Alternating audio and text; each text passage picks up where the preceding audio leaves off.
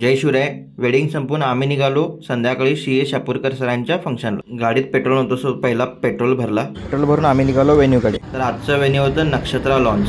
पहिला हे मिसाळे लॉन्च होतं, आता नक्षत्रा लॉन्च झालं. लॉन एंटर करताच आमची भेट पुन्हा झाली आकाश जाधवशी. हे टेक 1 आहे आणि टेक 2. गजब बेइज्जती है. हे आहे take 2. Hi Darshan, how are you? इथं पण तूच. कोल्हापूरचा ब्लॉग कडक आलाय.